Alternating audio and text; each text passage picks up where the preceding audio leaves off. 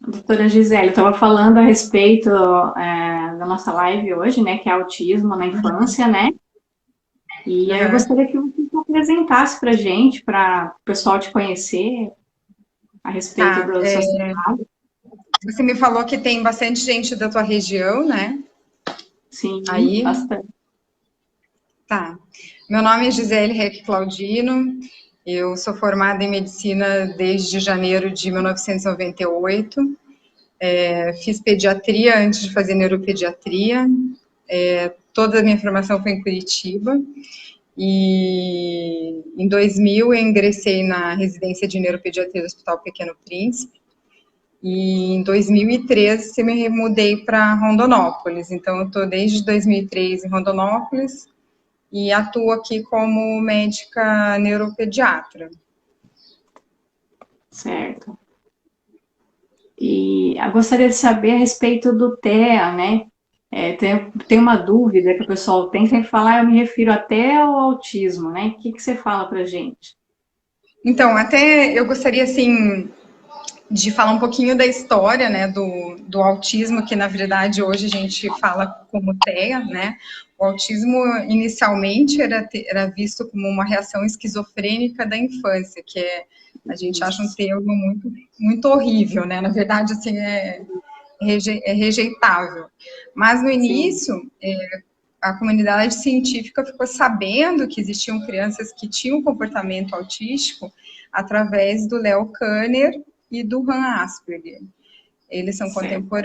contemporâneos, mas o Leo Kanner, ele mudou-se da Europa para os Estados Unidos e a publicação dele foi em 1943 sobre o grupo de crianças que não tinham comportamento social e tinham atividades restritas. E na mesma época, só que em alemão, o Hans Asperger publicou um estudo sobre as crianças que ele tinha numa escola que ele tinha na Europa, só que em alemão, então era época de Segunda Guerra, não foi muito difundido, até por conta da situação calamitosa que encontrava naquela época. E a partir de 1952 foi feito um primeiro DSM-1, e nesse DSM-1 que tinha essa reação esquizofrênica da infância. Mais à frente, em 1968, passou a se chamar esquizofrenia infantil, e no DSM-3 que ele passou a ser transtorno do desenvolvimento invasivo. No DSM-4 revisado, ele já passou a se tornar autismo, já incluindo, desde o DSM-3 revisado, o termo Asperger, né? Que agora também deixou de existir no DSM-5. Então, Uhum. hoje, a partir do DSM-5, é transtorno do espectro invasivo. E aí, por que é transtorno do espectro? Espectro por quê? Porque é uma clínica muito diversa. Vocês já devem ter ouvido que não existe um TEA igual ao outro, né? Não, não Porque existe, né? a complexidade de cada indivíduo, tanto nos transtornos repetitivos, nos hiperfocos, na dificuldade de comunicação social, ela é a mais diversa possível. Eu mesma nunca vi Sim. um muito parecido com o outro, né? Até porque Então, alguns têm uma peculiaridade e outros têm outras, né? então Cada um tem assim, a uma gente pode. peculiaridade. Exatamente. Eu acho que vai levar muito tempo para se perder o termo autismo da população, entendeu? As pessoas vão se Aham. referir corriqueiramente como autismo. Mas o bom é a gente já ir fazendo um inconsciente coletivo de que esse autismo não é todo mundo no mesmo saco, com as mesmas intensidades, com as mesmas necessidades, né? A gente tem que ir Uhum. fazendo uma memória coletiva de que é transtorno do espectro autista, porque cada um tem suas peculiaridades. Perfeito. E sobre o CID-11, que também comentam muito a respeito. Quando que Tá. ele vai Então, ser? quando vai ser Pode falar. usado?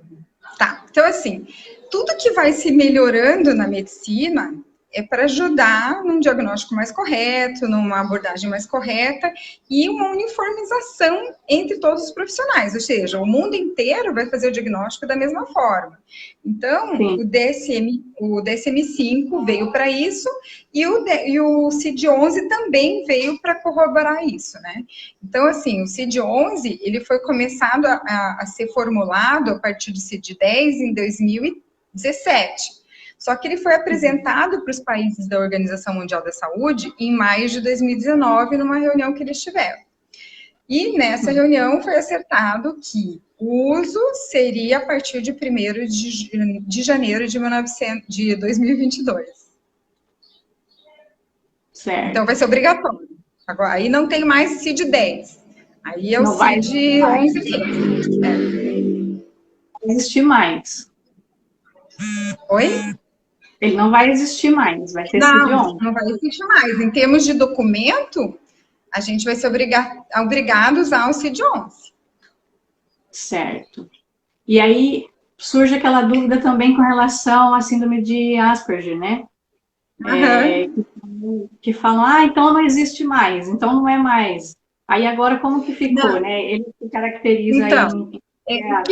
o que foi visto entre os profissionais do que trouxe o CID,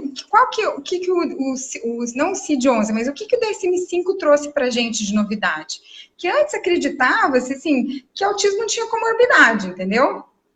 Uhum. E autismo tem comorbidade. Então, o CID-5, ele aceita, o DSM-5, ele aceita isso. Ele aceita que o transtorno espectro autista tenha comorbidades. Só que ele perdeu em especificidade. E aí, nessa hora, é que o Asperger ficou um pouco prejudicado, entendeu? Uhum. Alguns pacientes que, se você for aplicar o DSM-4 nele, ele tinha Asperger. Agora, no DSM-5, alguns não vão preencher o critério. Só que, assim, uma vez que você teve um diagnóstico, esse diagnóstico já está implantado, você viu que aquelas crianças têm dificuldades sociais palpáveis, né? Você não vai simplesmente mudar, você tem que ter racionalidade. Você não vai falar assim, não, agora eu apliquei o CID-5 em você não é mais Asperger. Não. Ele teve o diagnóstico, eu, por exemplo, e acho que muitos dos meus colegas vão manter o diagnóstico do Asperger. E vão manter todos os benefícios que ele precisa para ser bem assistido e bem incluído na sociedade, entendeu? Isso é uma coisa de ser racional. Então, assim, o ponto bom é que o DSM-5 aceita as comorbidades. E o ponto ruim é que baixou a especificidade com relação ao Asperger. Mas foi feito um trabalho recente para ver o impacto, né? O que o DSM-5 estava fazendo sobre o impacto de prevalência. E mudou só 4%, Carla. Só 4%? Então, só 4%. Então, eu vou dizer para você assim, os meus antigos que eu tinha dado diagnóstico de Asperger, para mim, vão continuar Asperger, só que agora no DSM-5 ele é o nível 1, né? Que é o nível que precisa de um certo suporte, mas tem as características do TEA.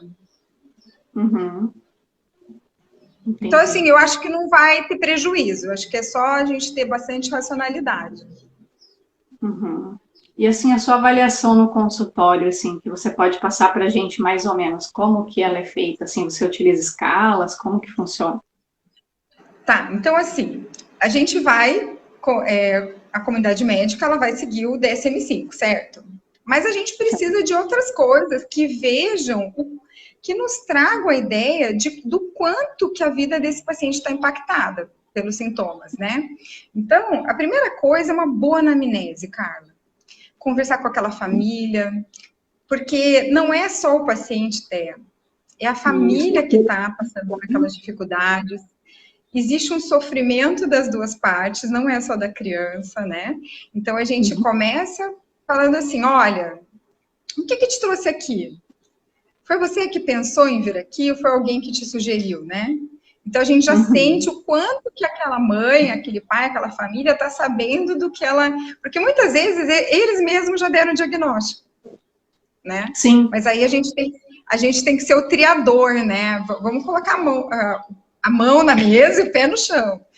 Então, o que eu faço? Eu faço uma boa história, porque apesar de que a gente tem 80% dos TEAs são herdáveis, certo? 18% dos TEAs, isso são estatísticas novas, né?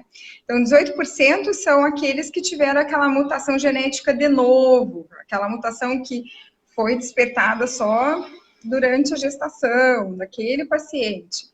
E nós temos a terceira graduação, que é de 1 a 3% daqueles pacientes que tiveram fatores ambientais. Ambientais, a gente não está falando aqui de ambiente físico, né? Mas sim do intraútero daquela criança. Então, é importante não só então é genético, eu não vou querer saber o que foi a vida intraútero dela. Não, é importante. Eu preciso saber se teve trabalho de parto prematuro, se teve infecções, se teve alterações hormonais. Tudo isso, apesar de ser 1 a 3% de responsabilidade sobre o TEA, essa vida ambiental desse feto intraútero, ela é importante. Até para depois eu pensar pedir um exame de imagem, por exemplo, entendeu?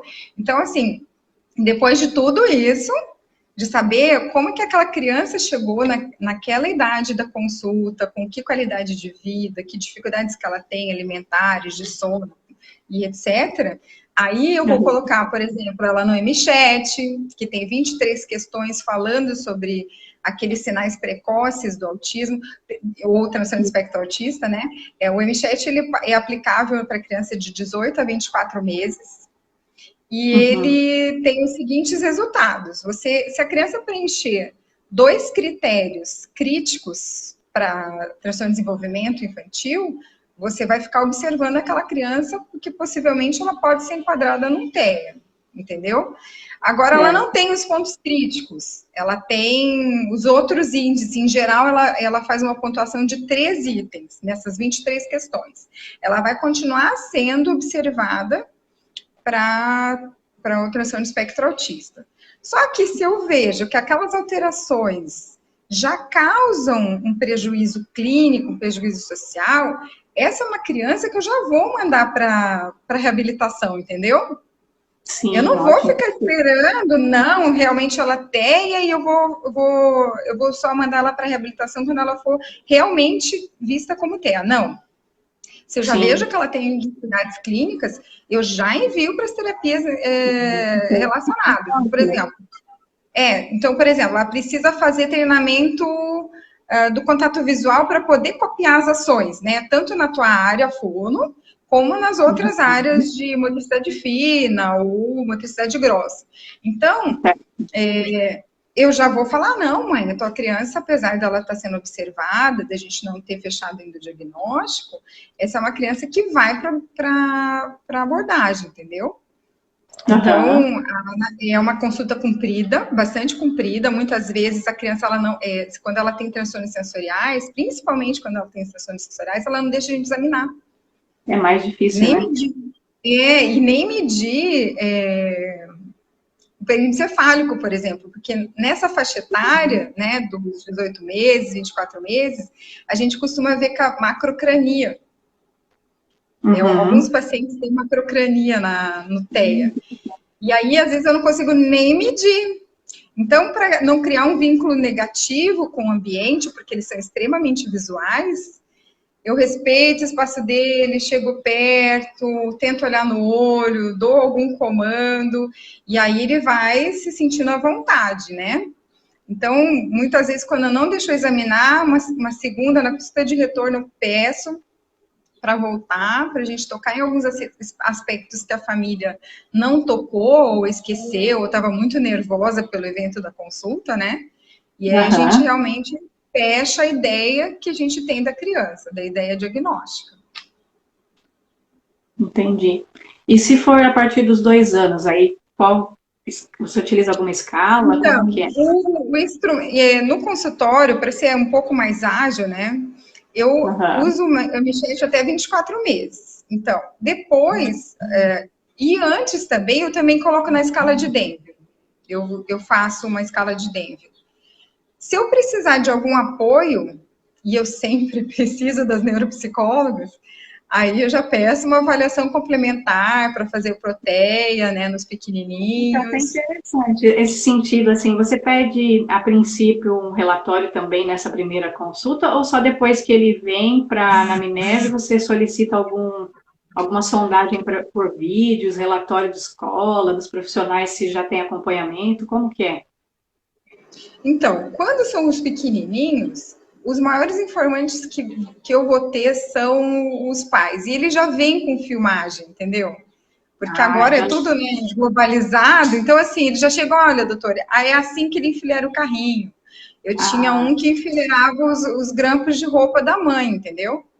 nossa, Então, ele já vem. E aí, na época, antes Covid, o meu consultório tinha muitos brinquedos educativos. Então, na própria consulta, quando eu não conseguia examinar, a gente brincava, tentava brincar, né? Na verdade, tentava brincar. E aí sim. eles iam fazendo mostrando as capacidades que eles tinham de interação ou de lidar com o brinquedo, e a gente já tem uma noção de qual é a dificuldade daquela criança, entendeu? Se é um brincar com funcionalidade, né? Até sentar no chão, eu sento no chão, brinco de carrinho, espero ver se eles mandam o carrinho para mim, né? Porque às vezes o Uhum. exame físico, como eu te falei, ele é inviável na hora, mas o brincar não. Só que agora, na época do Covid, eles ficam pulando na minha balança. Aí, geralmente, na outra consulta, eu peço para eles trazerem três brinquedos que eles gostam mais, para eu ver quais são os brinquedos, né? Como eles brincam, como que eles utilizam o brinquedo. Tá mais difícil com o Covid. É isso que eu ia te perguntar, eles estão chegando mais desorganizados, assim, quando chegam no seu consultório, como que Nossa, é? muito, muito, assim, aqueles que já são pacientes, que estavam estáveis, que eu até tinha conseguido, por exemplo, desmamar de um medicamento que eu tinha entrado, né, tirar a medicação, eles Aham. voltaram precisando, não tinha técnica comportamental que ajudasse, sabe? Então, aí a Aham. gente tem que pensar também na saúde da família e da criança, porque ela não pode ficar se automutilando, e a mãe já não tem mais nenhum artifício para fazer com que ela não se mutile. Então, aí a gente tem que estar com medicação. E aí tem aqueles que não são automutiladores, né? São aqueles que são depressivos, geralmente os ex-Asperger, né? Que são nível 1, eles vêm com mais ansiedade, mais E isso que eu ia depressão, então a perguntar, gente se tem tem alguma relação dessa ansiedade com síndrome de Asperger, porque eu tenho bastante pacientes assim. como eles são pacientes que têm um cognitivo melhor, eles acabam avaliando as mudanças, né, de rotina, e isso tem impactado bastante no humor deles, sabe? Então, eu vou falar para você, precisei usar bastante recaptador de serotonina desde abril, sabe?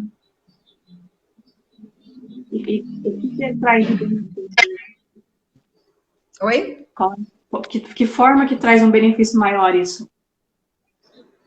Para a gente entender melhor. Então, a nível de membrana sináptica, né? Por exemplo, no caso da ansiedade, né? A gente vai escolher aqueles que são os mais comuns na prática da infância. Então, a gente, dependendo do paciente, do que ele está apresentando, a gente vai escolher ou a sertralina ou a fluoxetina. Então, eles vão manter maior nível de serotonina dentro do neurônio, porque normalmente quando elas estão sendo muito usadas, elas se perdem na fenda sináptica, e aí eles começam a fazer um efeito dominó, eles não conseguem mais se tranquilizar, não conseguem mais inicializar o sono à noite, começam a ter muito alteração de humor, irritabilidade, isolamento, e aí eles também não querem ir para as terapias se eles estiverem assim, né? Então, a gente prefere melhorar com medicamento naquele período que deve ser prescrito e melhorar ele para sobreviver a essa restrição que a gente está tendo agora. Ah, entendi. Entendi. Porque eles podem não adorar estar com os outros, mas eles adoram as terapias, sabe? Sim. Porque regulam muito eles. Então, Às vezes a se acalmar, né? por exemplo, sexta-feira eu já tive que passar a fluoxetina para um, porque depois da pandemia, ele começou a referir, e ele é um nível, esse menino, ele é filho de um bombeiro. E o pai dá aula de primeiros socorros no SAMU, em escolas, em empresas, né? E o curioso é que ele sabe toda a técnica de ressuscitação, ele sabe a sequência do desfibrilador de cor, né? Quando que coloca desfibrilador, ele é fantástico. E aí, quando tem algum assessor do pai, ou algum aluno do pai fazendo errado, ele fala, olha, você está fazendo errado. E ele tem 5 para 6 anos, só para você ter uma ideia. Nossa. E a mãe me ligou dizendo assim, Gisele, ele está estranho, ele está muito melancólico, não está conseguindo dormir. Isso começou depois do lockdown, e a gente já teve um segundo lockdown, e ele falou que tem muita saudade da escola. E isso começou a mexer com o convívio dele familiar e a desmotivação dele para viver, inclusive. Essa é uma situação que eu acho emergente, a gente tem que colocar medicação. Sim. Para preservar o paciente, entendeu? Com certeza. E aí, nesse caso, chegou a ser uma espécie de hiperfoco, isso ou não? O hiperfoco dele é esse mesmo. Ele explicou até lá no consultório, ele queria me fazer de paciente. É muito legal, né? E a questão a gente aprende muito com eles. A gente aprende muito com eles. Muito, muito mesmo. Até tem alguns que tem assim um hiperfoco que você fala, você entra nessa, aprende tudo também, né? A hora que você vai ver, fala, meu Deus, eu tô entendendo tudo de dinossauros, tô entendendo tudo de foguetes, né? Não, eu tenho um paciente que ele, na verdade, assim, a história dele, ele chegou para mim com 7 anos, a mãe afirmava de pé junto que ele era TDAH, mas o TDAH do tipo desatento, né? E é um menino que ficou muito tempo sentado na cadeira, e a história da mãe não estava muito compatível, assim, sabe? E eu falei, olha, mãe, a gente vai fazer a avaliação neuropsicológica, vamos pedir alguns exames, porque se eu precisar de colocar medicação, a gente vai precisar já dos exames. E aí eu aguardo a senhora no retorno. Mas eu não fiquei muito feliz com a história dela, né? Tá bom, só que ela não voltou no retorno. E eu atendi o primo dele, que é TEA, nível 2, e um dia eu não sabia que os dois eram primos. E a tia falou para mim, Gisele, faz alguns anos que eu acho que o meu sobrinho, ele é TEA, né? Só que eles não aceitam, eles acham que o menino é TDAH, eu vou pedir para ele vir aqui. Isso, assim, 6 anos depois dessa conversa, só para você ter uma ideia. Aí ela entrou no consultório, eu tenho memória fotográfica. Eu falei, mas a senhora já veio aqui. A senhora não é paciente nova, vai pedir para a secretária. Eu localizo o prontuário dela, que ela não, esse menino não é novo aqui. E aí, quando ela entrou, as queixas eram muito piores, assim. Ele estava automutilando o pé de nervoso, porque ele escarificava tirava a pele, ele tinha desidrose e começava a despelar o pé. E estava passando por várias discussões com o professor de matemática, porque ele fazia os exercícios de uma forma, dava certo, e o professor brigava com ele. Aí eu falei, mãe, aí eu comecei a perguntar, focalizar mais para a TEA, sem mesmo ela fazer queixa, eu comecei a focalizar mais para a TEA. E aí eu falei, mãe, mas a senhora já teve aqui, a gente perguntou as mesmas coisas. Ela falou assim, doutora, eu não me lembrava. Mas por que eu estou te contando desse menino? Porque esse menino, nesses 6 anos que eu não vi ele começou a passar, ele já tinha hiperfocos, mas o hiperfoco dele novo era navios. Então, assim, era fantástica a memória dele. Ele mudou para outro. Na época, ela não sabia nem o que era hiperfoco, ela não sabia nem se ela devia falar para mim. Na época que eu reconsultei ela falou assim, Gisele, eu nem sabia que eu tinha que falar sobre aquilo. Né? E aí, nesse novo encontro, ele me ensinou tudo sobre navios, como foi o primeiro navio a motor, quem criou o sistema de combustão, qual era o destroyer maior, quanto de capacidade tinha. E hoje, depois que ele se descobriu o TEA, ele está muito mais centrado, tenta socializar. Esses dias ele foi visitar terapeuta dele, porque ele encontrou na rua, e eles são muito assim, se você ele fala que ele vem te visitar, ele fala que ele vem. Aí aparece ele de bicicleta sozinho, para conversar com ela, para dizer o que ele estava fazendo de bom. Mas é claro, ele tinha uma prosódia, ele continua com uma prosódia muito ruim, e continua com a fala pragmática também muito ruim, né? Então, por isso que hoje, falando desses dois casos para você, por isso que a gente reforça que é um espectro.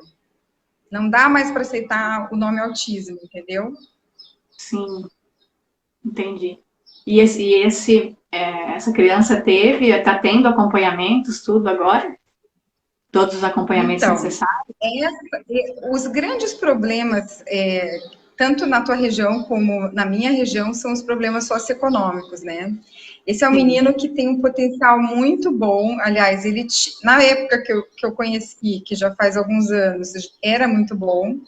Mas a família, ela não tem poder aquisitivo para ter um convênio de saúde, tampouco para pagar particular. E a nossa rede pública de saúde aqui, ela não consegue dar atenção necessária, como todas as outras. Aqui a gente está engatinhando bastante, sabe? Não tem uma uniformização de condutas. Não tem, né? Não tem, eles não vão disponibilizar isso, né? De uma forma intensiva, né? Não, até as próprias técnicas, né, baseadas na análise do comportamento, não tem. Rede pública aqui, nem pensar. É, verdade. É muito decepcionante. A gente vai ter que continuar insistindo.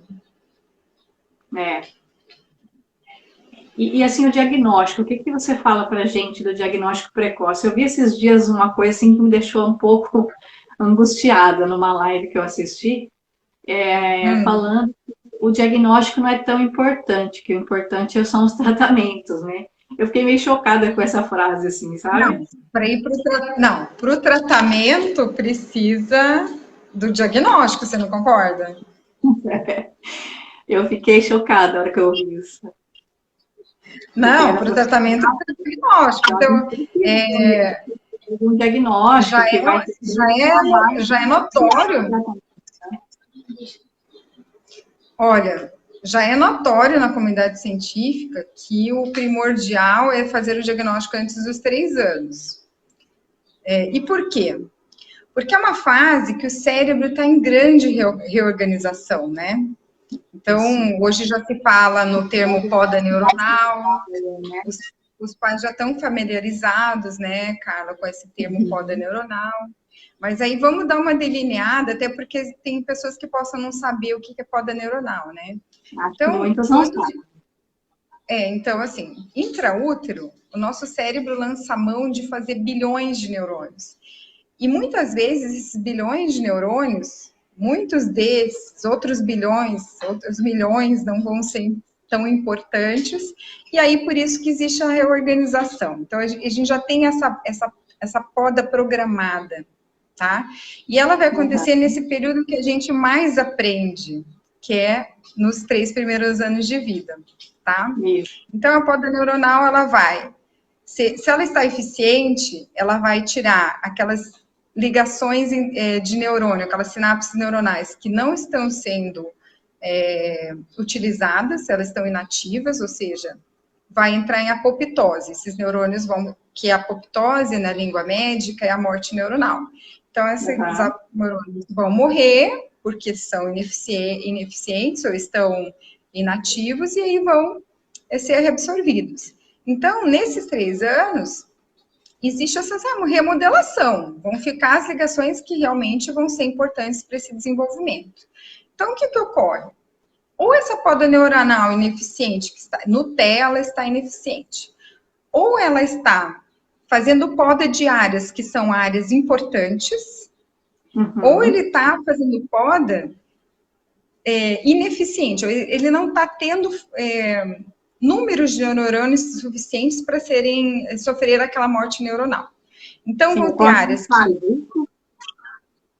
então eles vão ficar assim, cheios de neurônios, então aquelas informações daquelas áreas vão ficar mais lentas, e aquelas que eram eficientes estão sendo reabsorvidas, muitas vezes vão ser reabsorvidas. E aí que entra alguma coisa que a gente conversou sobre autismo o regressivo, né? Que às vezes eu tenho um paciente com autismo regressivo que o pai fala assim, Gisele, até 18 meses, todos os marcos de desenvolvimento na história que o pai traz para a gente estavam imaculados. Dentro do padrão, né, vamos dizer assim. Aí, a partir daquela data, essa criança ela perde aquelas aquisições. Então, algumas pessoas tomam esse autismo regressivo nessas horas, né? Nesse momento, dessas crianças que tiveram marco regressivo a partir dos 18 meses, né? E provavelmente nesse evento a poda neuronal está envolvida, essa poda neuronal ineficiente. Mas a poda neuronal, ela vai acontecer durante toda a nossa vida, mas principalmente aos 3 anos, existe uma poda neuronal importante, e depois, aos 12 anos, vai ter outra poda neuronal importante. Essa poda neuronal dos 12 anos... Não, a gente tem várias, mas as grandes podas... aos 3 anos e aos 12. Aos 12 que vai estar ligado mais à formação daquelas crianças com clínica de esquizofrenia. Entendeu? E tem outro detalhe na neurobiologia, né, do TEA, é que sabe-se que os astrócitos, que são células que dão sustentação, que dão nutrição, que dão um equilíbrio para o sistema nervoso central, eles têm menos ramificações, entendeu? Sim. Do que a criança neurotípica. Então, a possibilidade de sinapses desses astrócitos também estão diminuídas, porque eles têm menos ramificações. Certo. Então, são dois fatores biológicos que a gente tem que fazer com que as pessoas também tenham conhecimento. Sim, tem que se conscientizar disso, né? Porque tem alguns pacientes, por exemplo, que a família chega para mim e fala assim, ele falava até os 2 anos, e aí ele parou. Até os 2 anos ele falava normal, brincava, falava, depois ele parou e não fala mais. Aí será que é porque nasceu irmãozinho? Aí eu falo, não, né? Então, mas isso é bem comum, os pais ligarem a um fato temporal, né?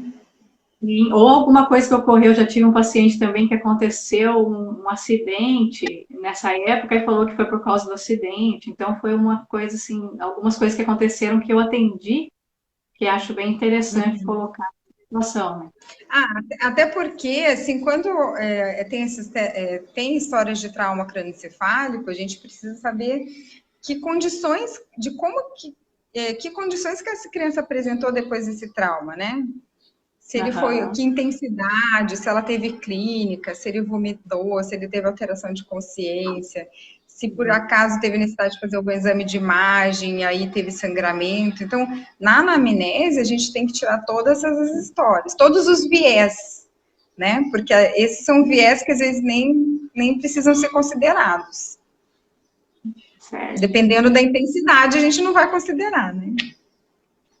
Com certeza. E a questão da seletividade alimentar, assim, qual a ligação que teria nessa parte, teria alguma ligação na parte cerebral? O que você poderia passar para a gente? Porque hoje em dia... A seletividade alimentar... Então, a seletividade alimentar, ela é decorrente de um transtorno sensorial, do aparelho sensorial, né? Uma disfunção do aparelho sensorial. Pode ser alguma coisa que tenha alguma alergia, né? Um refluxo, ou as questões fonoaudiológicas também, mas genético não existe nada, assim, nenhuma ligação. Não. A gente tem que levar em conta essas coisas que você... A gente tem que levar em conta isso que você falou, assim. Só que você vê na história clínica que, às vezes, eles são restritos a um grupo de alimentos pela cor, ou pela textura, é a sensação que esses alimentos, ou a cor desses alimentos, ou o odor desses alimentos gera nessas pessoas. né? Sim. Porque às vezes eles tomarem caminhos que vão direto para o rinencéfalo, né? Que vão lá para a região que gera a sensação do olfato na pessoa, às vezes eles tomam um caminho errado e trazem sensações corpóreas que incomodam. Então, eles começam a evitar aquele alimento por conta disso. Então, nesses pacientes, o pulo do gato é levar eles para tratamento com a terapeuta ocupacional, que vai fazer a terapia sensorial. A terapia sensorial vai ajudar eles regularem e aprender a suportar a sensação que trazem as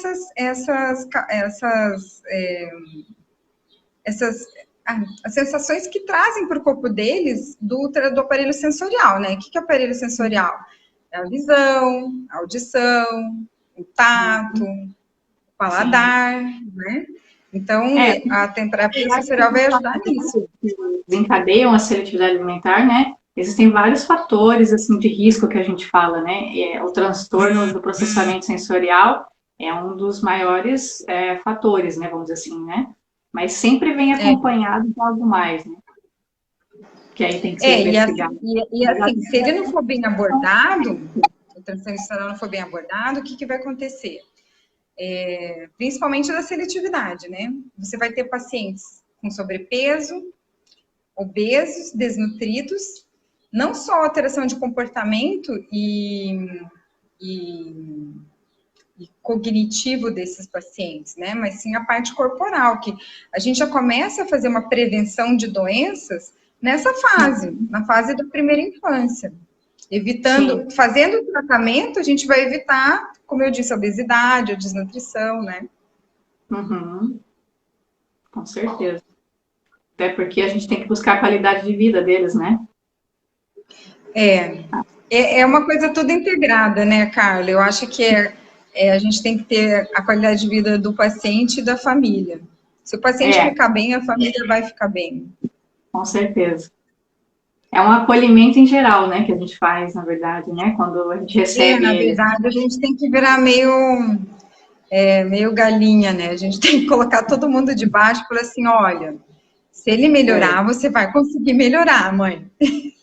Né? Porque a mãe, eu vou falar assim, a mãe realmente, não que o pai não, eu tenho muitos que o pai é bastante acolhedor com a criança, né? A família está acolhedora com a criança. Mas acaba que no consultório você vê a maioria das vezes a mãe, né? E essa mãe é uma mãe que está sobrecarregada fisicamente, emocionalmente, né? E acontece muito, né? Muito. Principalmente nos casos das mães de autistas, né? É verdade. E aí, isso vai desde aquele que tem nível 1 até o nível 3. Não é só os que são mais graves, sabe? E quais são, assim, as comorbidades mais frequentes que você encontra no seu consultório? Eu fiz uma reflexão sobre isso e ela está bem, assim, está corroborando com a literatura. Tem um trabalho de 2019 de Luc Le Cavalier. Ele fez um levantamento de 1999 a 2014 de pacientes infantes e adolescentes de autismo, do TEA.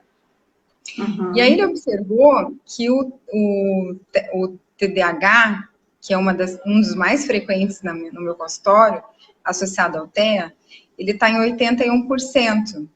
E isso é bem verdadeiro na vida real, né, na nossa vida. Então, o TDAH é um dos primeiros. Quando você está na época do diagnóstico, tem bastante queixa sobre transtorno do sono, muito mesmo. A literatura está falando entre 40% e 80% também. Oi? Essa comorbidade do distúrbio do sono é uma porcentagem grande que vem associada ou não? Bastante. Pegando toda a literatura, tem trabalhos que falam de 40%, mas dependendo da população estudada, entendeu? Então, chega até 80% em algumas populações. E isso quando a criança tem transtorno de sono, ela não vai vir só com isso. ela vai vir com outros problemas de inquietude durante o dia, transtorno de conduta, né? Então, a seguir no consultório, eu tenho visto, assim, na época do diagnóstico é bastante transtorno do sono, mas na evolução a gente vai observando que esses pacientes têm comorbidade com transtorno de déficit de atenção e hiperatividade, e aí, numa porcentagem mais mediana, 40%, assim, porque a literatura, esse que eu te passei, foi publicado em 2019, então, é um dos mais recentes, né, em comparação de comorbidades. Então, a gente encontra 81% de TDAH, e o restante, ansiedade, transtorno de conduta, né, opositivo, estão em torno da casa dos 40%, mais ou menos. E é claro, assim, né, tem outras coisas, tem alguns que têm problemas alimentares, que têm algumas intolerâncias, como você citou, que também tem que ser abordados. E aí a gente vai individualizando o tratamento.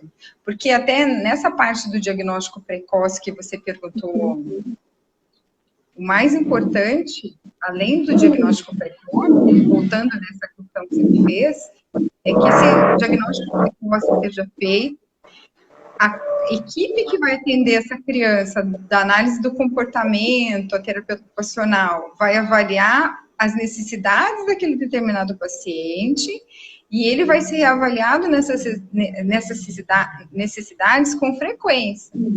Então, quando você vai reavaliando o caso, você vai vendo, mas então ele tem associação com outra comorbidade, que não é só o TDAH, né?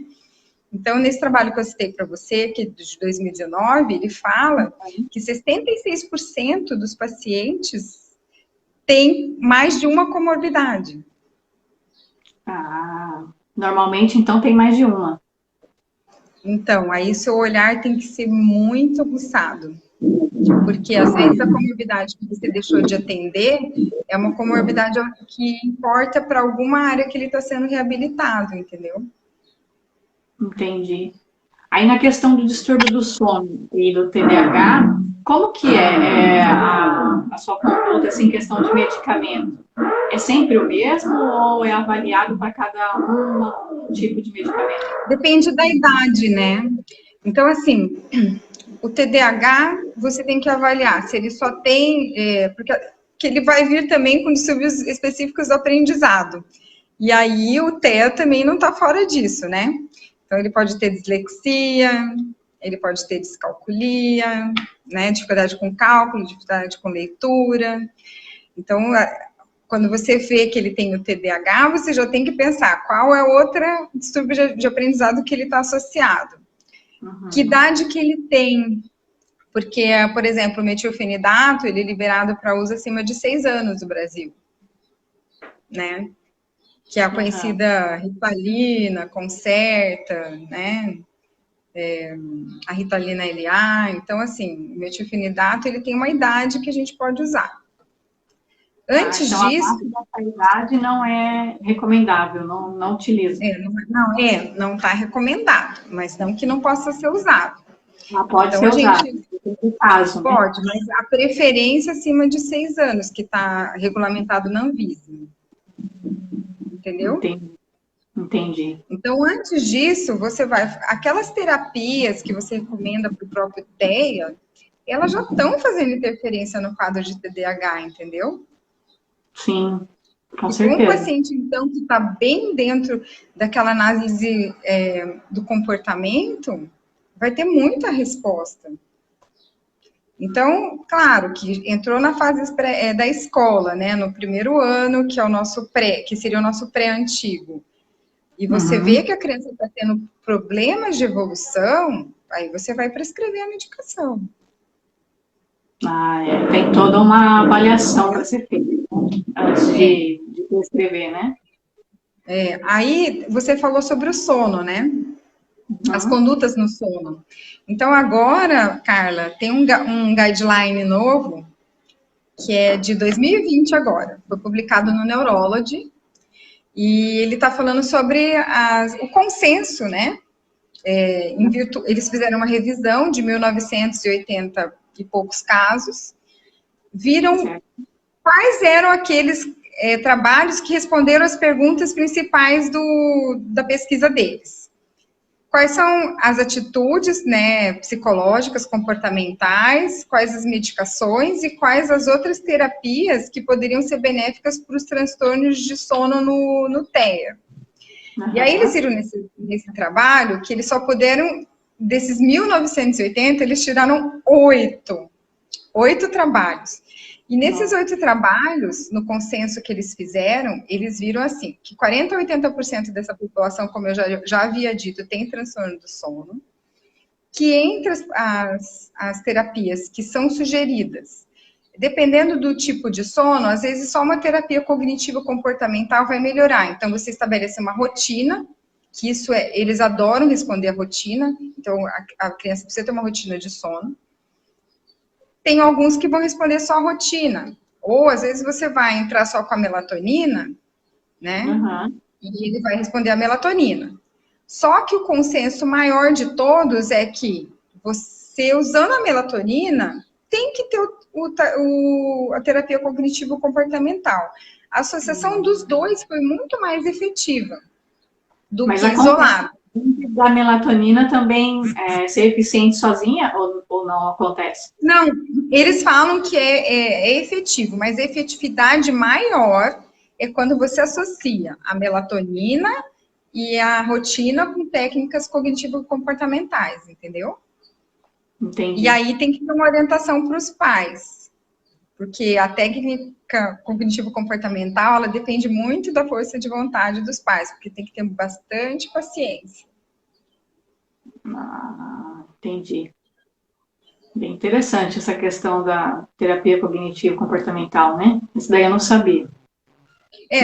Tanto que quando eu prescrevo, até para as crianças que não são atípicas, eu falo, olha, ela tem que acostumar que em determinado horário você está diminuindo o ritmo de atividade dela, ela já vai ver os sinais que você está colocando, que ela vai para um banho relaxante, que você vai parar de brincar com ela efusivamente, que ela não vai mais ser exposta a algum estímulo eletrônico, né, que ela já vai ficar com uma roupa mais confortável.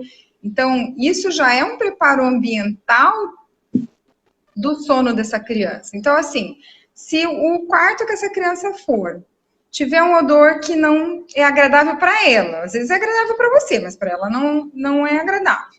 Ou ele está numa temperatura inadequada, ou ele tem barulhos, né? Às vezes um split que não está funcionando direito vai incomodar o sono dela. Então, observou-se que a pineal, que é a glândula que libera esse hormônio, ela é influenciada também, a produção da melatonina que ela faz também é influenciada por esses fatores ambientais, entendeu? Então, assim, se você estiver num ambiente barulhento, não vai liberar tanto melatonina. Entendi. Então, assim, por isso que não adianta só dar melatonina, porque eu estou preparando, talvez, esse paciente para depois não estar com melatonina. Mas, então, ele precisa de uma técnica cognitivo-comportamental para ajudar ele no pós-melatonina. Sim. Legal. E a questão da apraxia de fala e dispraxia de fala, o que você fala para a gente a respeito dessa questão assim, cerebral? Porque a gente sabe que a apraxia de fala, normalmente, ela é adquirida, né? E a dispraxia seria inata, já nasce, né, com essa alteração. Existe bastante essa confusão de termos, né? Mas o que está se usando mais na literatura, quando se fala no TEA, é a apraxia, né? Sim. Então, assim, quando a gente tem... vamos falar do... Artistas com a apraxia de fala associada, né? Isso. Então, assim, vamos falar das dispraxias, né? Aliás, das disfasias. As disfasias da infância, das crianças típicas, podem ser receptivas, podem ser receptivas expressivas, e aquelas do funcionamento superior do cérebro, tá?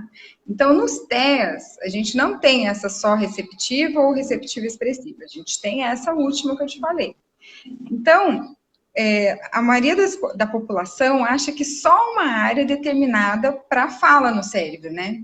E, na verdade, quando você vai estudar a fala e linguagem, a gente vê que todo o cérebro é envolvido, que não é só o hemisfério cerebral esquerdo, a área de Broca e a área de Wernicke.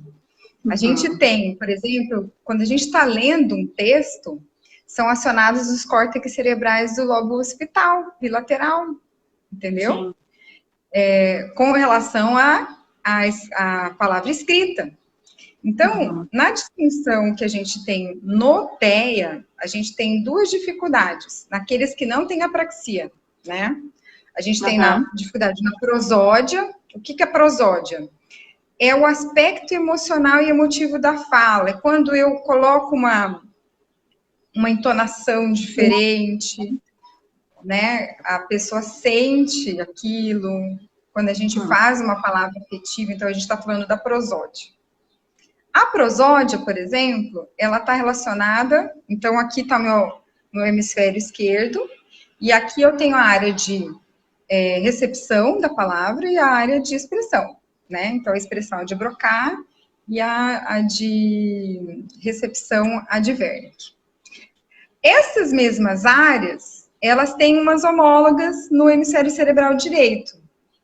Então, na prosódia, que é um tipo de linguagem que o TEA tem dificuldade, o hemisfério cerebral direito é que está acometido, entendeu? E aí a gente já vai dando uma noção que não é só uma área envolvida.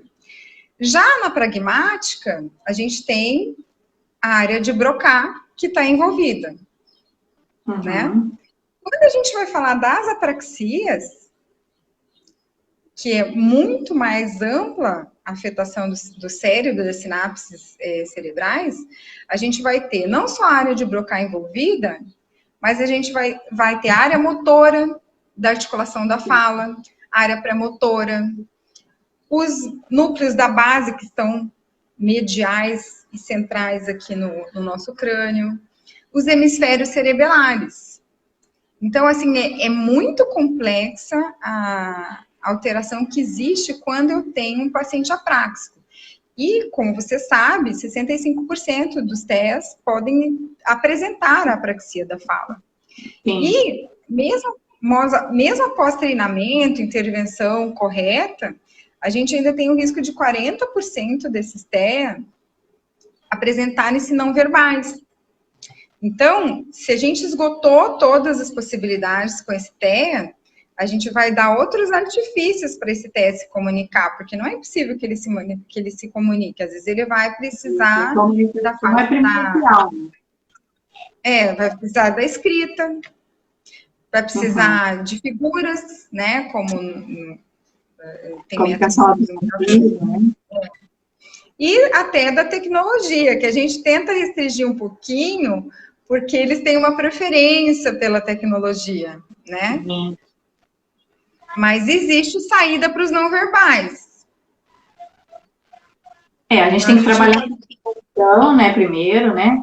Porque não adianta ele não ter compreensão, e também, mesmo que ele fale, não adianta ele falar sem compreensão alguma, né? Então, exatamente. A comunicação é prioridade, né? Então, a gente vai trabalhar a comunicação, vai fazer todo um estímulo aí, vai fazer uma avaliação qual a melhor forma dele se comunicar, né?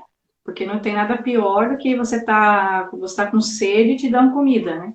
Então, você tem que se comunicar, para poder ter uma atividade social, vamos dizer assim, né? A comunicação é uma atividade social. Exatamente. E quando você dá o diagnóstico para a família, né? Qual é a sua postura, assim, com relação à sua conduta com relação à escola, à inclusão escolar? Como que você faz? Você pede um AT? O que você faz? Carla, depende muito de que momento que essa criança chegou no teu consultório, né? Então, se ele é um bebê, né? Ele tá ali antes de 3 anos, ele tá com todos aquele afloramento do TEA, né? E aí a gente observa que muitos vão ter aquele afloramento das características clínicas, principalmente entre 18 e 24 meses, né?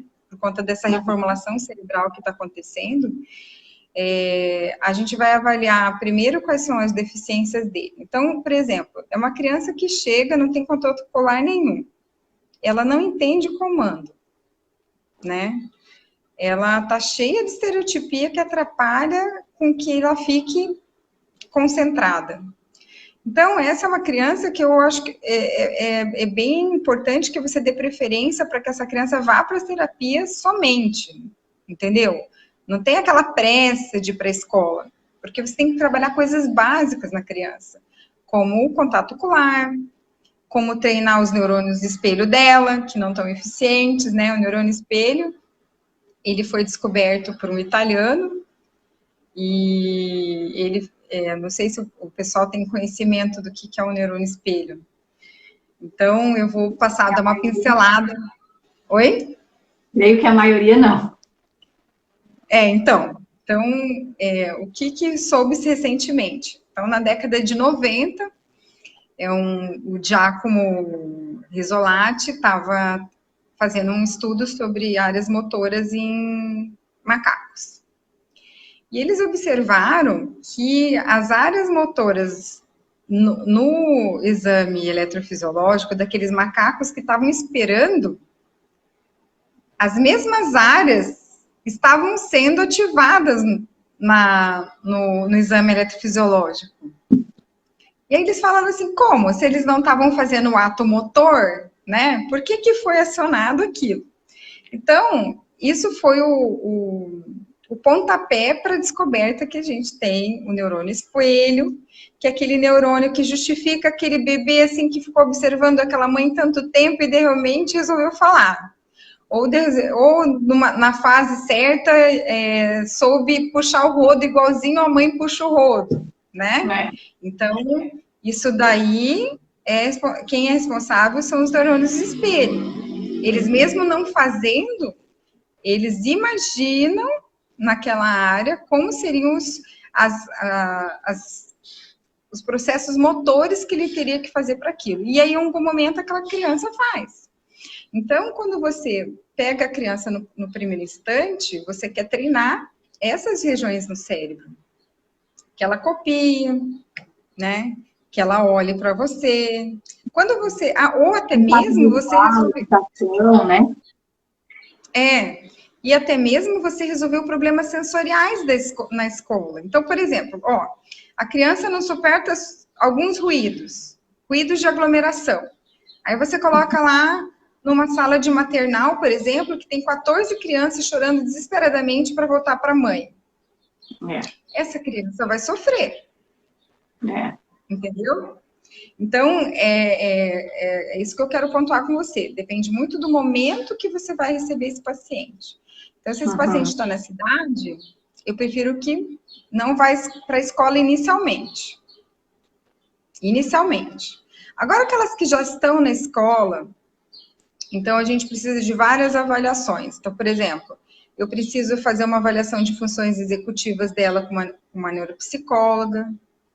A gente vai delinear para essa escola como poderia, né? A gente não, mas a neuropsicóloga vai ajudar a gente nisso. Vamos delinear qual seria o melhor método para essa criança aprender, né? Mesmo que seja nível 1, Carla, muitas crianças nível 1 precisam de atendente terapêutico na escola. Sim, e surge aquela... Tem uns pacientes que falam assim, como é nível 1, eles falam que não precisa. Não tem isso, né? Não, isso é uma falsa ideia, porque eu tenho pacientes que são TDAH, né, não tem QI abaixo de 70, e são pacientes que vão bem, mas se eles não tiverem AT, eles não vão bem. Perfeito. Então, isso é outro inconsciente coletivo que a gente tem que criar na nossa sociedade. Ser nível 1 requer suporte. É que assim, agora, uns precisam mais, outros menos, e alguns em alguns aspectos, outros em outros, né? Exatamente. Então, assim, não quer dizer que é nível 1 que agora a gente já resolveu todos os problemas. Não é assim. Até tem um autista adulto que fala, né, numa postagem dele, ele fala, né, fala assim, fala autista leve, mas eu sei o quanto leve pesa nas minhas costas, né? Exatamente. E eu acredito nele. Porque Aham. as adaptações continuam durante toda a vida. É. E assim, Gisele, eu queria ver com você agora, para a gente estar dando uma olhadinha, porque você disse que hoje tem que ir ao hospital, né? Eu tenho paciente para ver lá. E aí a Pode gente olhar, só dá uma vê se olhadinha você na acha bom. que tem o pessoal perguntando ali. Eu vou dar uma olhadinha, se você puder dar uma olhadinha aí também. Ótimo, Acho que você está tá? com o A seu gente computador. vê assim, quais são as que são mais importantes, né? Assim, mas todas são importantes, na verdade, mas assim, as que estão em maior número, né? Para a gente estar respondendo, para também não atrapalhar você no seu compromisso.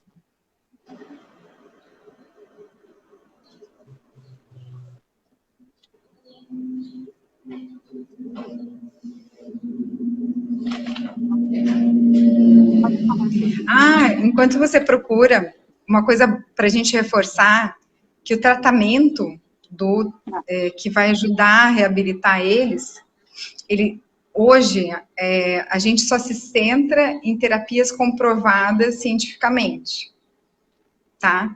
Então, quais são as terapias não biológicas?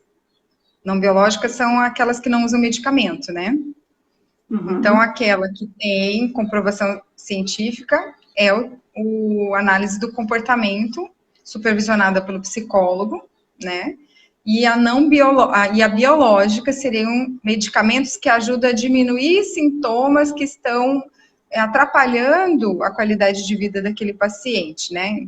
Que não deixam com que ele tem uma adequação para as terapias. Então, a gente tem comprovação de somente 2 medicações, elas são da família dos antipsicóticos atípicos, e o nome delas é risperidona e o aripiprazol. Mas a gente vai ver se aquelas crianças são candidatas à medicação somente quando a gente está fazendo a anamnese, né? Uhum. E se também já foi colocada outras terapias não biológicas e que Uhum. não estão surtindo efeito. Outras a gente já vê de cara que precisa de medicação, mas vai ser de caso a caso. Entendi. E uma coisa também que acho que vale ressaltar aí, que alguns às vezes têm dúvida, que eu acho, né?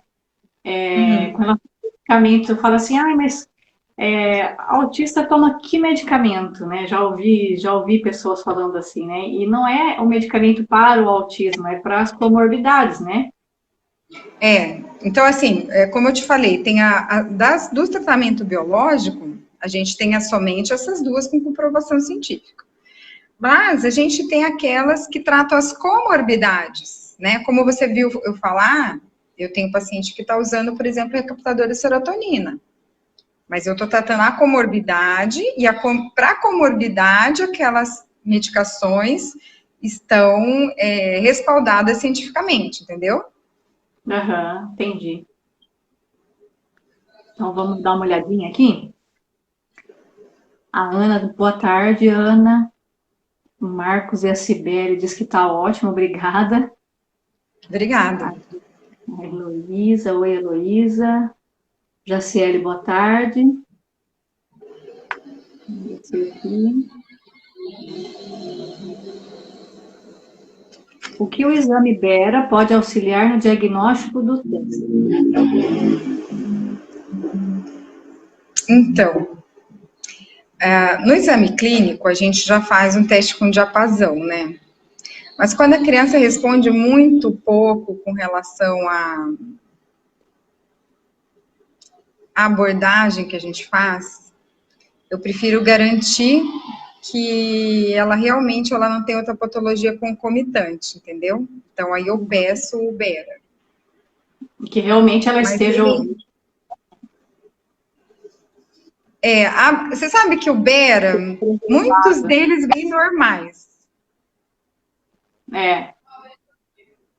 Muitos deles vêm normais. E aí, se for um paciente que seja Na nível verdade, 1... os pacientes que eu atendi, desculpa, eu acho que eu não atendi nenhum que tivesse alteração no Bera.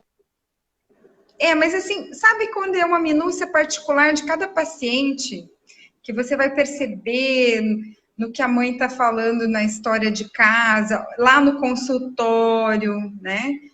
Aí, algumas vezes eu peço Bera, mas eu não peço de regra. Sim, A ele gente vai vai auxiliar. particularizar. Não é que ele vai auxiliar no diagnóstico do autismo, né? Ele vai auxiliar, na verdade, nas avaliações e até nas intervenções, né? Principalmente na intervenção fonoaudiológica, ele vai ajudar muito, porque a gente vai saber se essa criança está ouvindo, se está preservado ou não, né? Exatamente, mas aí que existe a comunicação interdisciplinar, Carla. Eu acho que tem que ter isso, porque, por Tem. exemplo, quem está no dia a dia com o paciente é você, por exemplo. Né? Aí você vai me dar um feedback, vai mandar uma cartinha, vai mandar um WhatsApp e fala assim, Gisele, eu estou tendo muita dificuldade.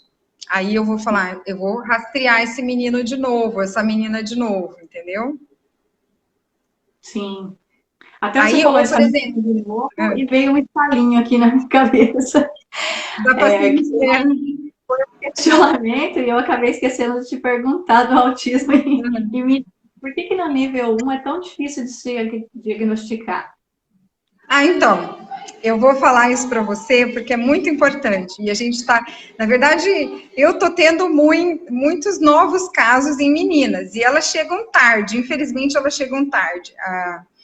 E vou falar esse ano, nos últimos 4 meses vieram 2 meninas uma com 13, uma com 14 e vieram meninas também.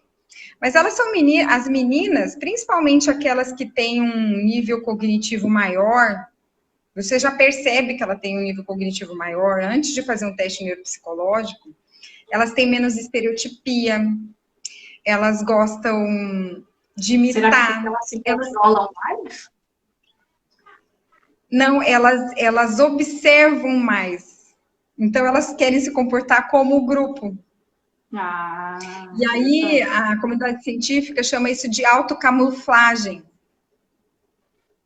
Só que chega um tempo que ela se autocamuflou tanto que ela começa a ter consequências desse não diagnóstico. Então, são meninas que vão evoluir muito mais com transtorno de ansiedade, com depressão, e muitos casos de transtorno alimentar, como anorexia, bulimia, como até tentativa de suicídio, entendeu? Porque elas camuflam mais. E a comunidade científica, além de observar que essas meninas, principalmente aquelas com cognitivo preservado, elas têm uma proteção genética. E aí elas não manifestam todas aquelas estereotipias, toda aquela amplitude de sintomas que a gente vê nos meninos. Então, por isso que elas ficam tendo diagnóstico tanto tardio, sabe? Entendi. E aí, outra coisa também... E conseguir notar melhor isso, porque elas camuflam tanto, existe algo que dê para observar mais, assim? É que assim, elas também têm transtornos sensoriais. Então, às vezes, elas são taxadas de meninas que têm transtorno obsessivo compulsivo. Entendeu? E aí fica, não, ela é cheia de mania, ela é cheia de mania. Eu vou te dar um exemplo de uma paciente minha que ela chegou já adolescente. E ela chegou, a queixa dela era síncope. Ela desmaiava. Nossa. E aí ela desmaiava exatamente num determinado ambiente. E eu falei, mas você ficou muito de pé, né? Você tomou água naquele dia adequadamente, você se alimentou. Então, a gente vai fazendo todas as perguntas na anamnese para excluir que foi por uma hipoglicemia, né? Mas uma coisa me chamou a atenção dela. A entonação de voz dela era muito peculiar. Só que eu fiquei com receio de falar, nossa, essa menina me parece teia, né? Aí eu guardei aquilo para mim e fomos investigar a alteração de consciência dela que ela fez. Então, ela fez, eu pedi eletro, pedi ressonância, pedi avaliação cardiológica para ver se ela não tinha alteração de ritmo, enfim. Chegamos à conclusão que ela tinha uma síncope vasovagal, que estava sendo desencadeada muito provavelmente pela história de ansiedade que ela estava mostrando, E ela, já na segunda ou no terceiro encontro, eles começaram a soltar mais elementos, né? Uma criança que desde pequenininha não aceitava que sentassem no lugar que ela senta à mesa. Ela tinha que sair várias vezes da sala de aula porque ela não suportava o som das crianças gritando, até mesmo na educação infantil, né? Era uma menina que agora, na época da adolescência, já não... se ela não tivesse terminado uma atividade que ela tinha começado, ela sofria para ter que sair para algum compromisso, evitava contatos sociais, mas não é que isso já não tinha antes. Eles achavam que era o jeito dela. Sim. E aí eu conversei com a mãe, expliquei a mim o pensamento da que eu tinha tido na primeira consulta. E a mãe falou, mas você sabe que lá no fundo do meu coração eu já tinha pensado que ela era autista? Então, às vezes você não vai chegar de cara no diagnóstico. E nesse momento eu mandei ela para avaliação neuropsicológica, pedi uma opinião de uma colega psiquiatra, e enfim, ela tem um diagnóstico de TEA nível 1, precisa fazer terapia, precisa usar medicação para ansiedade, né? Tá tendo uma boa evolução, graças a Deus. Né? E sabe que ela ficou muito mais tranquila, resolvida, depois que ela achou um motivo para ela, por que ela era daquele jeito? Ela está mais resolvida. Mas ela conseguiu sozinha essa percepção ou com a ajuda de alguma... Não, ela tá fazendo, porque nesses casos, né, do adolescente que tem comorbidades psiquiátricas, você costuma indicar terapia cognitivo-comportamental, né? Então, ela está respondendo muito bem à terapia com a psicóloga, ela faz esses insights durante a sessão, e a gente percebe que como ela se entende daquele jeito, ela tem uma justificativa para saber por que ela sofria tanto, aí ela vai começar a lidar mais com essas situações, ela está mais tranquila com relação a ser TEA. E aí dela, a gente chegou no diagnóstico do pai. Entendi. E aí o pai, a gente também... O pai não sabia. Sim, mas digo assim, vocês conseguiram fechar o diagnóstico que realmente é autismo? Ele foi pro neuropsicólogo também fazer avaliação. Na verdade, eu não sou médica do pai, né? Eu indiquei que ele fizesse a avaliação e toda a história dele é similar de um nível 1 que foi tendo suas dificuldades e superando mesmo e chegou até ser professor universitário, para você ter uma ideia. Nossa. A gente percebe, assim, é um dado interessante, né, essa descoberta tardia que eu falo, porque às vezes o pai ou a mãe ou alguém da família descobre só depois que também era, depois que avaliou a criança, né? Aí começa a perceber que, né? Bem interessante. Muito mesmo. E aí surgem esses que descobrem mais tarde e acabam... Eles ficam felizes que descobriram, mas aí fica mais difícil para o tratamento, para buscar quem consiga o tratamento para eles com a idade que eles têm. Aí vai ser muito mais superação, né? Que é tipo, o psicólogo atende mais criança com autismo, e aí não entende, não entende. Eu já conheço vários autistas adultos que relatam isso, né? Porque a maioria que a gente nota hoje são as crianças que os familiares já buscam o tratamento, né? Então, quando surgem esses adultos, eles não conseguem um tratamento mais adequado que eles, ou que tenham uma afinidade e tudo mais, né? Por já ser mais velho, né? Mas essa é uma outra cultura que a gente vai ter que ir mudando, né, Carla? É verdade. Vamos dar mais uma olhada aqui.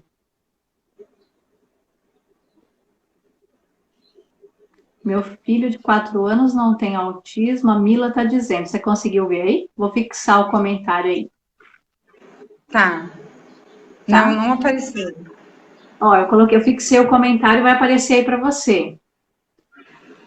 Meu filho de 4 anos não tem autismo, fez todos os exames, mas tem transtorno sensorial. Gostaria de compreender de forma melhor sobre esse transtorno fora do autismo. Então, eu vou dar a estimativa, ela já vai avaliar. Para 20 pessoas, uma pessoa para 20 pessoas pode ter transtorno sensorial. Então, não é uma coisa limitada só ao transtorno espectro autista, entendeu? E isso também tem que ser tratado. A gente sabe que é uma porcentagem maior no autismo, né? Que 98% apresenta, né? Então, até faz parte do... Todos, se você for olhar no DSM-5, é um dos critérios, né? Que a gente segue ter hipo ou hiperreatividade sensorial. Sim. Mas não é uma coisa exclusiva de autista. Sim. Então, a gente tem que melhorar e também isso nesse paciente, porque vai ter uma consequência lá no futuro. Então, eu acho que ele não deve deixar de fazer treinamento da técnica sensorial de Aires. Tem que manter o tratamento dele. Uhum. A Marta diz, aprendemos muito. Obrigada, Marta. Eu que agradeço de poder estar ajudando.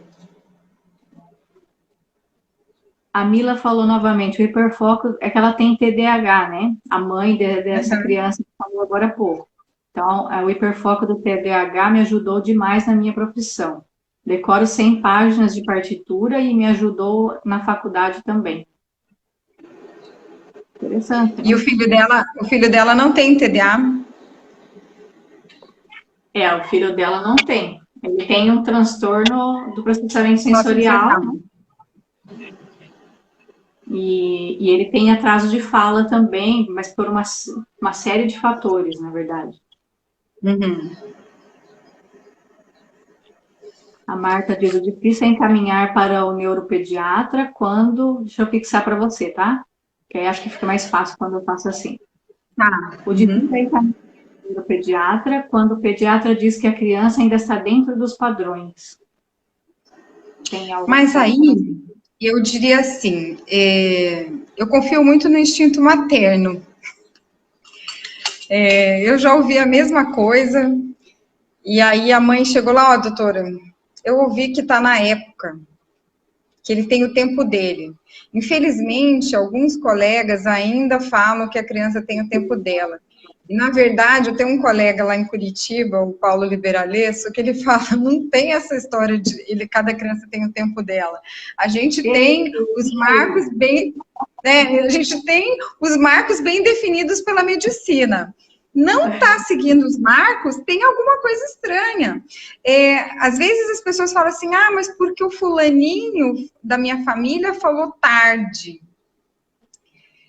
Mas será que essa pessoa também não deixou de ser assistida na época dela? Né? Uhum. Então, cada criança não tem seu tempo, não. Cada criança tem um tempo certo para fazer a coisa certa. Tem que observar, né, esses marcos do desenvolvimento, né?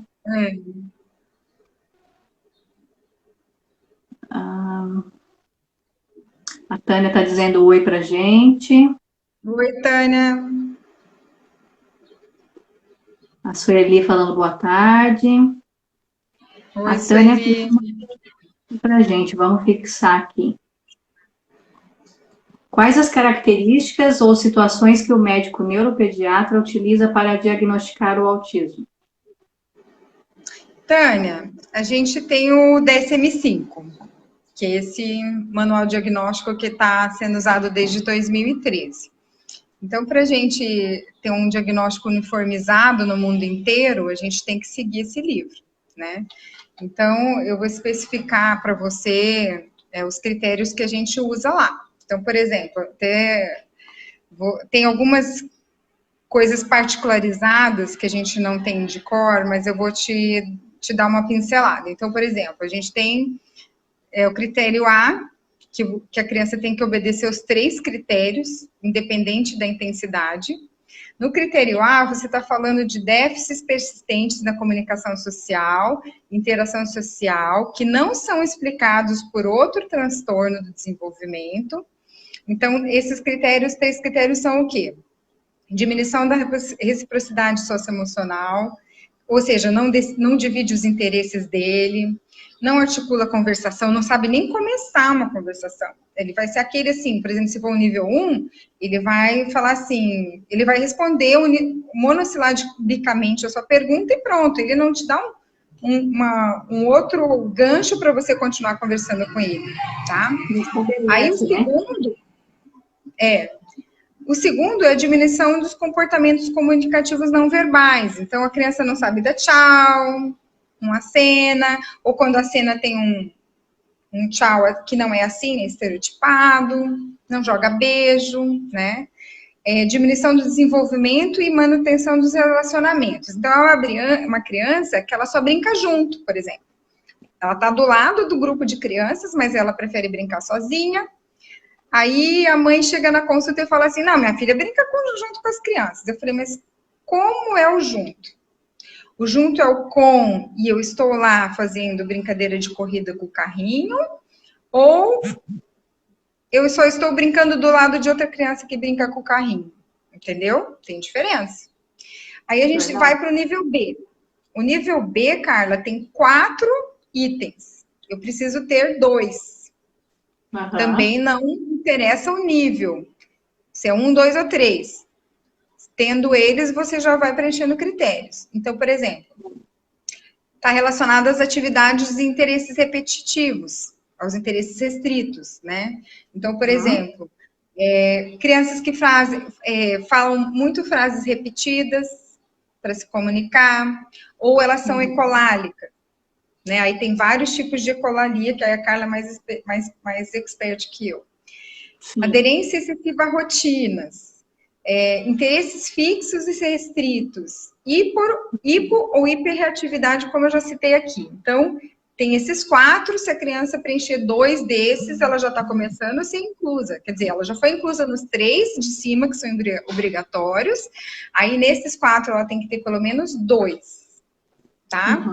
A seguir, eu tenho o item C no DSM-5. O item C do DSM-5 está relacionado com o início dos sintomas.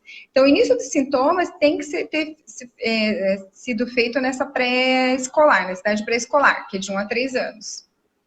Ele é um fator que tem que estar presente.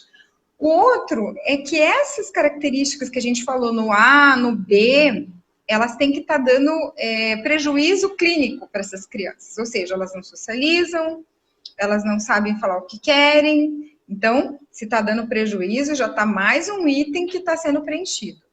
E o último item é que nada do que você viu pode ser justificado por outra doença. Aí você já construiu o diagnóstico em cima do DSM-5, entendeu? E é claro que depois que você colocou no DSM-5, é como eu falei para a Carla, na consulta você vai querer ver como que ele está na escala de desenvolvimento do Denver, você vai ver se ele está preenchendo, ou até antes, você já preencheu a MCHAT antes de fazer a inclusão no DSM-5, muitas vezes eu já preenchi o MCHAT, o MCHAT já sugestionou que eu avaliasse ele com base no DSM-5, entendeu? Então, no consultório, é DSM-5. Perfeito. Aí, só aproveitando que, como você falou da ecolalia, porque algumas pessoas não sabem o que é, né?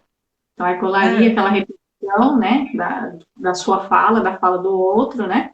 Pode ser tardia ou imediata. Se for tardia, ele fala bem depois aquilo que você falou agora há pouco, você falou uma coisa, e mais tarde ele vem e repete aquilo. Ou uma frase, ou uma palavra, né? Às vezes eles repetem até trechos de filme, né?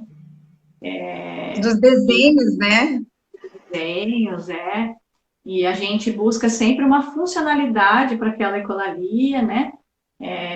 Tem que observar se não é uma ecolalia para autorregulação também, né? Como acontece lá no... é verdade, tem isso. Né?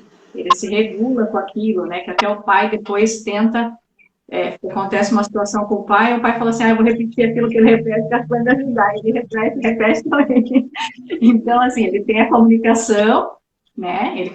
Ele se comunica, ele conversa, tudo normalmente, só que no momento que ele não está bem, para se autorregular, ele repete, eu acho que, se eu não me engano, é o nome de 3 pinguins, se eu não me engano. Né? Nossa, isso eu não tinha visto ainda. É bem interessante. Aí o pai depois faz também, tipo, aconteceu um negócio comigo, deixa eu fazer também, para ver se passa. Aconteceu comigo. É bem interessante. E tem a ecolalia, que é imediata. Então, tipo, eu falei, quero água, ele escutou água, vamos supor que ele não repita a frase, mas aí ele vira para mim e fala, água. Aí você vai lá, pega a água, dá água para ele e fala, você quer água? E aí ele não liga para a água, porque ele só repetiu sem funcionalidade, mas a gente tem sempre que buscar colocar a funcionalidade. Tornar funcional, né? Uhum. Tá? Só porque algumas pessoas não sabem, né? Não, é bom mesmo. Vamos ver aqui. A Tânia perguntou: uma criança, uma vez diagnosticada precocemente, vamos fixar aí. Dependendo do grau, ela faz uso de medicação até a fase adulta e terapia com profissionais habilitados na área. A medicação e tais terapias é para o resto da vida ou não precisa? Ó, a princípio a gente não usa medicação, porque a medicação ela só vai entrar quando tem o caracteres da criança que traz prejuízo, né? E que com a técnica comportamental, de análise do comportamento, você não conseguiu diminuir. Então, se você vai entrar com a medicação, e aí você está tendo contato com os terapeutas da criança, porque a gente precisa fazer uma abordagem multidisciplinar, né? Então, se aquela criança conseguiu ser reorganizada naquelas situações que eram problemas, a gente vai começar a tentar tirar a medicação. Então, não se usa medicação. A princípio, a gente não fala que a criança vai usar a medicação para sempre. O que acontece, que a gente tem precisado muito de medicação, Carla, é porque as terapias para a população em geral não são acessíveis, né, na rede pública. E aí, como essas crianças não conseguem se autorregular, não conseguem coordenar comportamentos, elas acabam tendo a consequência que é muitos sintomas-alvo para a gente tratar. Sim. Mas a pergunta é, se todas as nossas crianças tivessem acesso às terapias que são comprovadas, que são efetivas, e no caso, a top é a análise do comportamento, que a gente sabe que não é acessível a todos. Não. A pergunta é essa, será que todas que estivessem tendo precocemente análise do comportamento, elas estariam precisando de medicamento? Elas estariam há muito tempo usando medicação, né? Então, eu acho que é uma pergunta que fica no ar para que a gente continue insistindo com o poder público, que não é só fazer uma carteirinha, né? Verdade. Uma carteirinha. A gente precisa de ações. Até quem tem plano de saúde, eu vejo que o profissional, ele atende pelo plano, atende particular, mas na hora que faz pelo plano, não faz o ABA. Não, e tem pior, né? Tem pior que você vai lá assim, psicologia ABA, né? Na hora que você coloca lá no pedido. Aí o plano fala que aqui na minha região a gente não tem muito analista do comportamento disponível. E aí eles querem dizer assim, que eles têm outros psicólogos na grade deles e que eles vão fazer o mesmo bem para a criança que o outro que faz análise do comportamento. Aí eu falo para a mãe, não se deixe enganar, porque o que o seu filho tem é só o ABA. Abaixo, até 5 anos, você pode usar o método naturalístico, né? Que é o Denver associado ao ABA. Mas é sempre associado, né? O ABA sempre vai estar... Não, né? Se você vai usar o Denver, é baseado no ABA. Exatamente. Né? E aí, não tem gente formada, capacitada nisso, e você vê que a criança não evolui, mas ela não evolui porque ela não está tendo o tratamento correto. E não foi você que deixou de prescrever, entendeu? E aí, então, questão de não tem intensivo, porque não vai atender pela Unimed intensivo, não vai atender por plano nenhum e não vai atender pelo SUS intensivo. Por mais que ele venha, não vai ter um resultado bom. E aí o que a gente pede para os pais? Pais, a melhor saída é a informação. Então, vocês têm que entrar em sites, que são sites que têm fundamento em ciência. Não se engane com qualquer site. Procure fazer cursos online, que a gente tem até da Maíra, né? Um curso para pais. Tem porque isso ajuda. Então, assim, a gente não vai tornar o pai um profissional, mas não existe só também aquele aba que você vai lá naquela hora com a terapeuta e pronto, acabou. Esse aba, ele tem que continuar na rotina da casa. Então, é importante que os pais se informem, façam curso, sabe? Isso, perfeito. Perfeito. Vamos lá. A Patrícia entrou. Oi, Patrícia.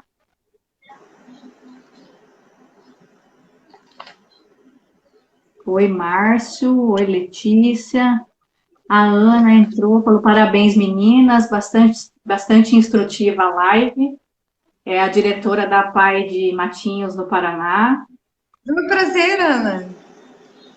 Uma querida Ana. A Marta, parabéns, adorei a live. Nós que agradecemos. Obrigada, vocês. Marta. A gente ficou feliz com vocês aqui. A Rosi, eu sou fono e ouço muito as mães falarem que o pediatra disse, deixa eu fixar para você, porque eu não sei se você está conseguindo aí. Tem algumas que não estão entrando mesmo. As mães falarem que o pediatra disse que não falou ainda porque não está no seu tempo.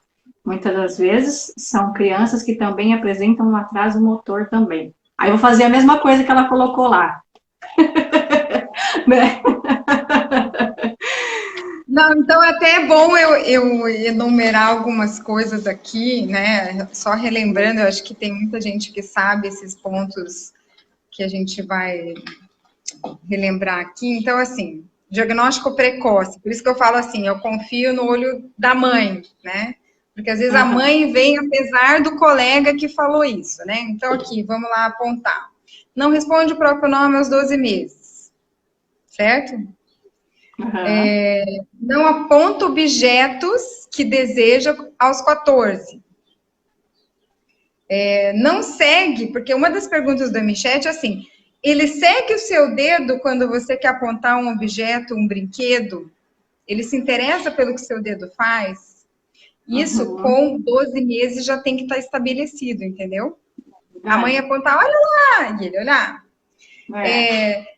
Aquele menino ou aquela menina que desenvolve interesse por parte dos brinquedos.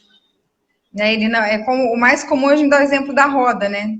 Então, assim, não se interessa pelo carrinho, mas ele fica olhando a roda do carrinho, ou fica rodando o prato de comida, né?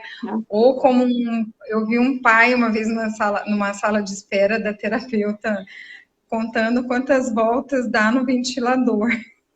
Aí a gente diagnosticou o pai, né? Por exemplo, a criança evita contato ocular direto, né? Não fica mais de 2 segundos olhando no teu rosto, ou quando olha de uma maneira bem fugaz. Já tem aquele maneirismo de flapping, né? A partir dos 12 meses. Balança o corpo, né? Geralmente são aqueles casos um pouquinho mais acometidos e a gente começa a ver muito mais estereotipia. Ou gosta de girar em torno de si, ou acompanhar o movimento do ventilador, né? Quando a gente vê nas crianças um pouquinho maiores de 1 ano e 8 meses.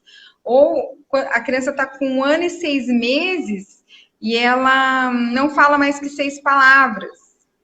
É um sinal de alerta. Perfeito. Né? Então, são várias coisinhas que a mãe, mesmo sem o apoio, né, aquele apoio do colega médico que fala, não, vai lá na neuropediatra, mas a mãe que já está vendo isso, ela vê que o filho adora ficar passando o tempo enfileirando, como esse paciente meu que eu te falei, não era nem o carrinho, era o grampo de roupa, né? Então, a mãe já vendo essas coisas, e ela tá com aquilo incomodada. Eu falo para você que não foram poucas, foram inúmeras que me procuraram, apesar dos comentários de outras pessoas, entendeu? Sim, para mim chega bastante também. Infelizmente, né? Mas chega bastante. E outra coisa, a Letícia falou assim, a Letícia Seco, ela é mãe da Sofia, que é uma autista, ela também tem umas coisas bem esclarecedoras, assim, ela sempre participa com a gente. Bem. Obrigada, viu, Letícia? Aí você falando aí dessa questão de observar, né, os padrões normais, né, dentro da normalidade, né, dos marcos de desenvolvimento, né, vamos dizer, é bem interessante, porque até com o bebê a gente consegue olhar algumas coisas diferentes, né? Então, por exemplo, um bebê olha para a mãe mamando, né? Um bebê que é quietinho demais, que praticamente nem chora, né? Isso são sinais precoces que você já vê abaixo de 1 ano, né? Então dá para se observar algumas outras coisas, né? Aquele bebê, né, que não põe a mão no chão para engatinhar, porque ele não consegue, porque ele tem uma alteração sensorial que nem a mão no chão ele consegue, então ele às vezes vai com a testa no chão, né? Ao invés de engatinhar, né? Então tem várias coisas. Esses que eu te falei são sinais mais acima de 12 meses, né? Mas esses que você fala são os que a gente tem que ficar notando. Bebezinho, né? Uhum. Não olha para a mãe enquanto mama, né? Como você falou. Vamos ver aqui.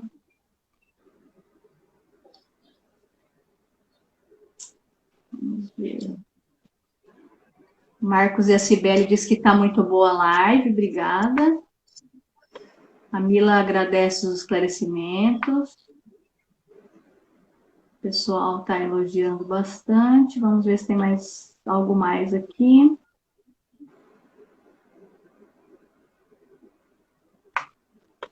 Foram esses os comentários. Aí, Gisele, te agradeço por ter aceitado o meu convite. Fiquei muito feliz. Eu muito mais pela experiência. Espero que tenha gostado da experiência. Né? Não, superou as minhas expectativas. Foi bastante esclarecedora, eu acho, né? Eu acho que auxiliou muitas pessoas. Agora você vai fazer um monte de live pra gente. Eu falei para você foi a minha prova de fogo. Aí agora não, mas eu fico disponível no Instagram, aí eu vou ver assim, ó, a Gisele está ao vivo, eu vou falar, opa, vamos lá. Não, e Carla, fique tranquila, pode me procurar para dividir experiências, porque eu também estou aprendendo com os terapeutas dos meus pacientes. Eu mesma tenho que aprender muito, porque é um caminho que a gente nunca consegue parar de estudar, né? Então, eu fico disponível para você, se você tiver alguma dúvida, e eu também, às vezes, vou te incomodar para começar a tirar umas dúvidas também. Com certeza é recíproco, pode me procurar, que a gente vai esclarecer muita coisa juntas ainda. Então tá, eu agradeço muito pela oportunidade, de coração. Aí, pessoal, vou colocar depois nos comentários, a doutora Gisele tem um Instagram bem legal lá também, e aí quem puder estar seguindo, que tiver querendo acompanhar os assuntos da neuropediatria, da pediatria, ela sempre está colocando ali uns posts legais, que eu também gosto. E se tiver sugestão também do que quer saber, também pode mandar. Isso, aí a gente vai pedir para você bastante coisa lá. Que bom, que bom. Vou ficar feliz em ajudar vocês. Um comentário para vocês, que a doutora Gisele também está lá com a gente no Telegram, que eu coloco sempre bastante material de pesquisar, para quem gosta de se atualizar, de quem gosta de estudar sobre o TEA, né? Então, coloquei aí nos comentários para quem quiser estar entrando lá e acompanhar a gente nas redes sociais, vou colocar nosso post lá também, lá acompanhar o Instagram. Eu agradeço. Eu agradeço. Obrigada. Foi um prazer. Eu agradeço muito. Fiquei muito feliz e honrada. Eu também. Beijo para todo mundo. Tchau, tchau. Um beijo, bom domingo para vocês. Tchau. Obrigada, igualmente. Tchau, tchau.